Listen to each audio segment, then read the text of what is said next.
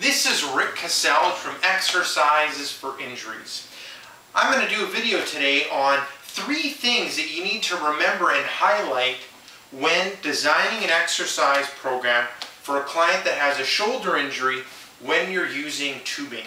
So 3 things that you want to remember to highlight when you're explaining the exercise to the client with a shoulder injury is you want to be specific on the distance away from where the tubing is fixed.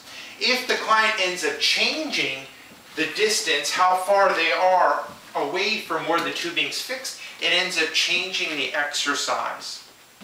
The second point is you want to be specific when it comes to the range of motion that you want them to accomplish.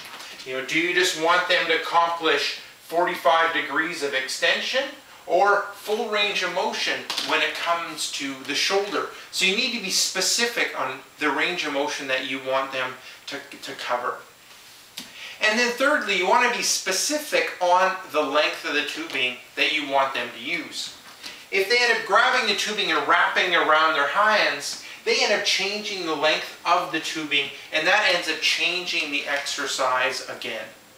So those are 3 tips to remember when using tubing with your client that has a shoulder injury and you're giving them exercises that involve the tubing. So make sure you're clear on how far away they are from the tubing anchor. Make sure you're clear on the range of motion that you want them to do when it comes to the tubing, and make sure that you're clear on the length of tubing that you want to use. So this is Rick Cassell from Exercises for Injuries. Thank you very much for watching, and we'll talk to you soon. Take care, and bye-bye.